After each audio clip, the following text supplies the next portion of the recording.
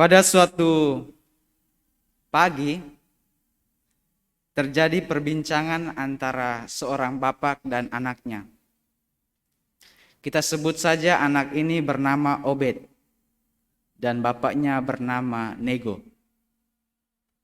Ketika si bapak selesai membuat lemari, kemudian dia meminta tolong anaknya si Obed sementara bermain di lapangan. Dia bilang, "Obed, belikan bapak rokok dulu." Si Obed yang sementara tarik-tarik mobil, dia bilang, bapak, saya ada bermain ini." Kemudian ayahnya menyambung, "Kalau kau mau pergi belikan bapak rokok, nanti bapak kasih 1.000. Si Obed bilang, "Bagaimana kalau saya kasih bapak 2.000, lalu bapak beli sendiri?" Bapak, ibu, saudara-saudari yang terkasih, si bapak ini hanya menggeleng-gelengkan kepala. Pada kesempatan ini saya mengajak kita sekalian untuk merenungkan tema pentingnya saling melayani. Dalam bacaan Injil yang baru saja kita dengarkan, 2 orang bersaudara yaitu Yakobus dan Yohanes, mereka meminta sebuah permohonan kepada Yesus. Apa isi permohonan mereka? "Yesus, perkenankanlah kami ini duduk dalam kemuliaan-Mu kelak, seorang di sebelah kanan-Mu dan seorang lagi di sebelah kiri-Mu." Mengapa mereka meminta kedudukan ini kepada Yesus? Karena kedua murid ini memiliki harapan Yesus sebagai Mesias politis, Raja yang akan bersemayam dalam kerajaan Israel baru yang megah. Sehingga sebagai murid Yesus, mereka ingin memiliki kedudukan ini dalam kerajaan Mesias itu.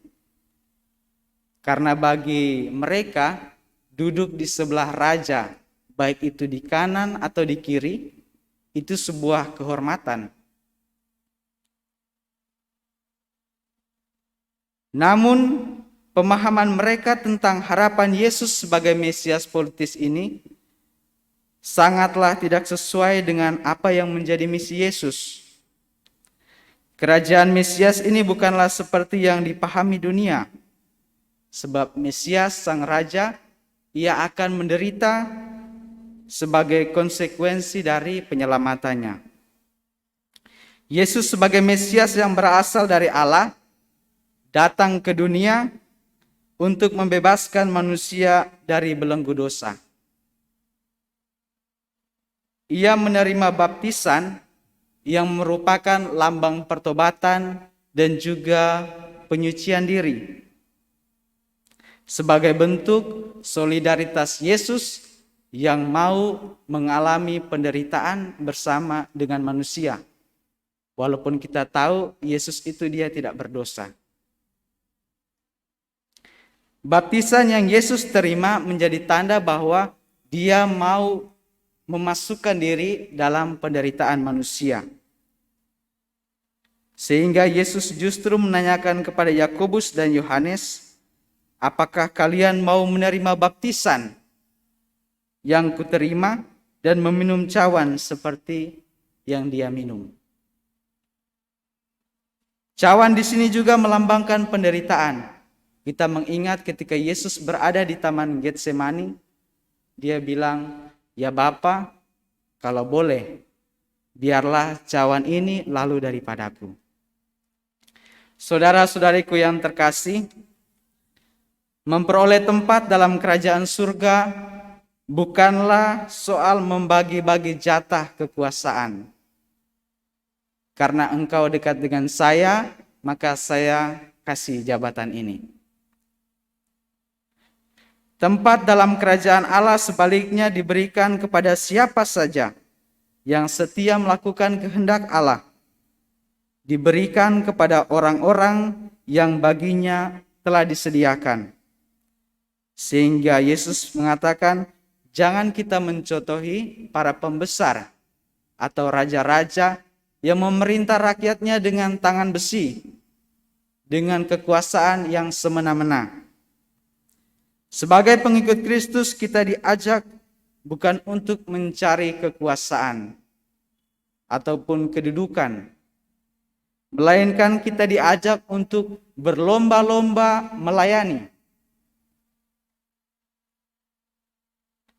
Yesus sebagai anak Allah bisa saja ia menuntut supaya manusia itu menghormatinya, melayaninya. Tetapi ia justru memberikan contoh bagaimana ia melayani. Ia merendahkan dirinya menjadi pelayan dan memberikan nyawanya sebagai tebusan bagi banyak orang. Tebusan di sini dalam istilah masyarakat Yahudi sebagai harga yang harus dibayar untuk membebaskan seorang budak. Karena kita telah diperbudak oleh dosa, Yesus rela menjadi tebusan supaya kita boleh diselamatkan. Untuk masuk dalam kerajaan surga bukan soal sukses, punya kekayaan, melainkan kita diajak untuk memiliki sikap kerendahan hati. Bapak, Ibu, saudara-saudari yang terkasih, apa yang dapat kita lakukan dalam kehidupan kita setiap hari? Pertama, bagi kita yang diberikan kuasa, jabatan, kedudukan, ataupun tanggung jawab, bukan berarti kita memiliki bawahan. Semua itu menjadi sarana bagi kita untuk berbuat kebaikan, untuk saling melayani. Maka tanggung jawab itu dilihat sebagai sarana untuk melayani orang lain. Misalnya sebagai ibu rumah tangga di rumah, kita dipanggil untuk melayani suami dan anak-anak. Sebagai bapak keluarga, kita dipanggil untuk mencari nafkah bagi istri dan anak-anak.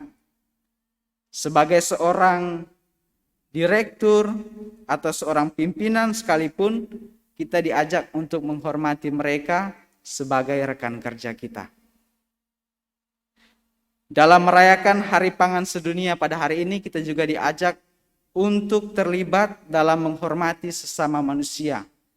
Kita diajak untuk mari menciptakan kesejahteraan bersama dengan memperhatikan saudara-saudari kita di sekitar yang membutuhkan bantuan kita.